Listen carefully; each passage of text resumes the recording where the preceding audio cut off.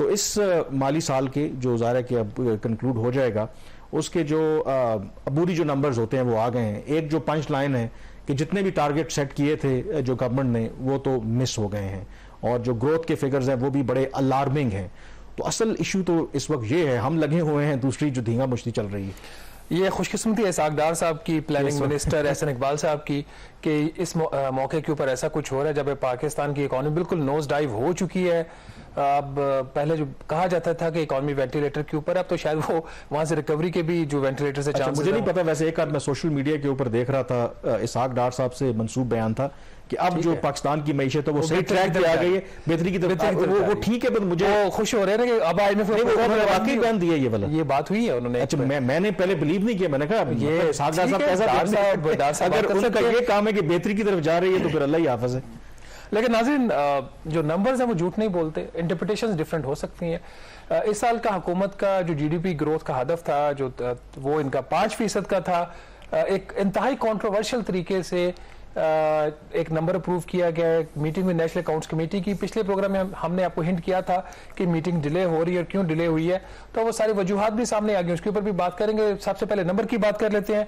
5% का जो हदफ था उसके मुकाबले में 0.29% GDP ग्रोथ रही है माली साल 2022-23 में। पॉजिटिव ग्रोथ है, मामूली सी पॉजिटिव है। हालांकि जो मेजॉरिटी जो थी लोगों का ख्याल था, जो नंबर्स को फॉलो कर रहे थे कि ये नेगेटिव ग्रोथ होगी। एक दफा फिर लास्ट टाइम ये हुई थी जब कोरोना वायरस का फैलाव हुआ था, पाकिस्तान की इकोनॉमी उस वक्त कॉन्ट्रैक्ट कर गई थी। तो इस दफा बजाय कॉन्ट्रैक्शन के जो हालात चल रहे हैं, पॉजिटिव ग्रोथ 0.29% दिखाई गई है। पिछले साल ये ग्रोथ की शरह जो थी वो 6.1% थी। इसमें जो ज़राअत का शोबा है, सरप्राइजिंगली उसमें 1.6% ग्रोथ दिखाई गई है। अब इस बहुत सारे जो तखमीने थे वो तो यही थे कि ज़राअत की, इवन कि अपना जो वजारत खजाना की जो एजम्पशंस उन्होंने इस्तेमाल की थी एक वर्किंग पेपर में, उसमें भी वो नेगेटिव ग्रोथ दिखा रहे थे ज़राअत की।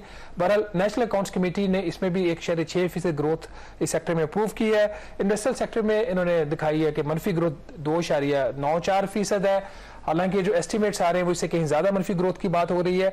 और जो सर्विसेज सेक्टर है उसमें ग्रोथ है 0.86%। तो मुख्तसरन बात यह है कि इस साल पाकिस्तान में महंगाई की शरह में बेतहाशा इजाफा हुआ, 36.4% रही है अप्रैल तक। बेरोजगारी में भी उसके साथ इतना इजाफा हुआ। उसकी वजह यह है कि अगर ग्रोथ आपकी बिल्कुल फ्लैट है, वो भी एक कंट्रोवर्शियल नंबर है, ये भी अब बहुत सारे लोग इस बात को नहीं मानते कि ये भी 0.3% भी ग्रोथ है। तो अगर इतनी ही ग्रोथ है, फ्लैट ग्रोथ है, तो अनएम्प्लॉयमेंट बेतहाशा बढ़ती है। कामरान, ये एक ओवरऑल ब्रॉडर पिक्चर है।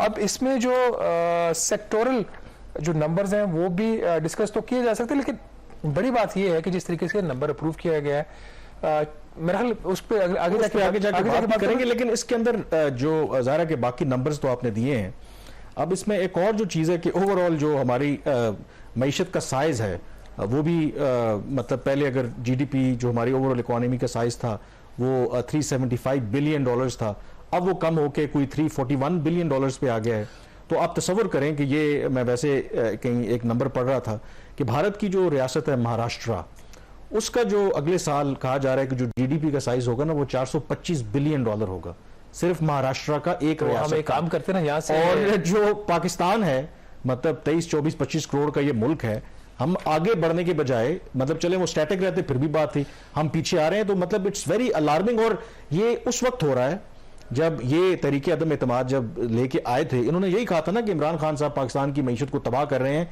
और हम पाकिस्तान को बचाने के लिए आए हैं, तो ये उन्होंने बचाया। देखिए, जो डिटेल्स अगर हम जाते हैं ना, तो एक बात बड़ी वाज़ेह है कि जो इकोनॉमिक मिसमैनेजमेंट पिछले एक साल में हुई है उसकी वजह से पाकिस्तान की इकोनॉमी का ये हाल है। अगर हम सिर्फ सैलाब को ही जिम्मेदार ठहराते तो एग्रीकल्चर सेक्टर में नेगेटिव ग्रोथ होती। सैलाब ठीक है, उसके इम्पैक्ट आया, वो सारी चीजें अपनी जगह पे हैं, उस पर बात भी करेंगे, लेकिन उसमें तो आपने अभी भी मस्बत ग्रोथ है। मेजर फैक्टर जो है आप कह लें कि economic mismanagement, man made crisis है। नेशनल डिजास्टर एक बहुत बड़ा इसमें फैक्टर नहीं है, नंबर 1। नंबर 2, जो इन्होंने इंपोर्ट्स को जिस तरीके से इन्होंने कदम लगाई कि दिवालिया होने से बचें, बजाय इसके कि ये सिंसियर एफर्ट्स करते कि IMF का प्रोग्राम बहाल हो, इनके पास फॉरेन इनफ्लोज आए, उसके बाद जो इंपोर्ट्स से जरूरी एसेंशियल इंपोर्ट्स है वो करने के लिए इनके पास डॉलर्स हों, इन्होंने कहा जी कि इंपोर्ट्स का गला गौंड दो और उसके साथ ही आप जो है डिफॉल्ट से बचेंगे।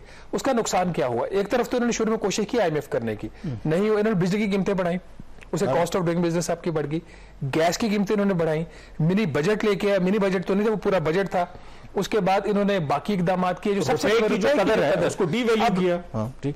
रुपए की कदर में मेरा ख्याल कुछ तकरीबन इन्होंने अभी एवरेज जो एक्सचेंज रेट लिया वो कुछ 247.84 का एक रुपया इन्होंने लिया है, एवरेज है, एवरेज लिया, एवरेज लिया है। वैसे तो ओपन मार्केट में इस वक्त जो रेट है 310-313 रुपए का एक डॉलर है, इंटरबैंक में कोई 285-286 रुपए का हवाला और हुंडी का इसका तो नुकसान उससे भी आप ज्यादा है। देखिए ना, अब इसका नुकसान क्या होता है, क्यों ना कंपैरेटिवली हम रुपए में तो बाकी जो दुनिया की मैशत है उनके साथ कंपैरिजन नहीं कर सकते। डॉलर की वैल्यू जो है वो किसी भी इकोनॉमी की इस्तेमाल होती है उसकी इकोनॉमी का साइज देखने के लिए, पर कैपिटा इनकम देखने के लिए। और वजीर खजाना इसहाक साहब भी फरमाते हैं कि पाकिस्तान की इकोनॉमी को वो G20 में लेके जाना चाह रहे थे आज से 5-6 साल पहले, उनका जो हदफ था। बट अब यहाँ पे मुख्तलिफ सूरत हाल है। जो पाकिस्तान की इकोनॉमी का साइज पिछले माली साल में था वो 375.4 अरब डॉलर का था। उस वक्त जो रुपया था वो मजबूत था, एवरेज एक्सचेंज रेट जो पिछले साल में था कोई 177 रुपए का एक डॉलर था। आज एवरेज एक्सचेंज रेट 247 का है, इंटरबैंक का रेट 285 है। But as a result of that हमारी जो जीडीपी का साइज है उसमें 34 अरब डॉलर की कमी हुई है, और उसके बाद ये कोई 341.5 अरब डॉलर की पाकिस्तान की जीडीपी का साइज अब रह गया। हम बजाय हमारा साइज जीडीपी का बढ़ने का, इकोनॉमी का, हम सुकड़ गए। दूसरी तरफ इंडिया है वो G20 का मेंबर है, उसको पॉलिटिकली भी वो यूज कर रहा है। हमारी हालत ये है कि बजाय हम एक्सपैंड करें, जीडीपी का साइज डॉलर टर्म्स में 9% कम हुआ है। ये सूरत हाल पर कैपिटा इनकम की है। पिछले साल 1766 डॉलर फी का आमदन थी पाकिस्तान की, हर पाकिस्तान की एवरेज रेट होता है, कंपैरिजन के लिए इस्तेमाल होता है। बट इस साल बजाय उसमें बेहतर होने की सूरत हाल 11.2% की कमी हुई है, और हमारी जो पर कैपिटा इनकम में 198 डॉलर की कमी होने के बाद अब ये सिर्फ रह गई 1568 डॉलर। तो ये एक इंतहाई तशवीशनाक सूरत हाल है।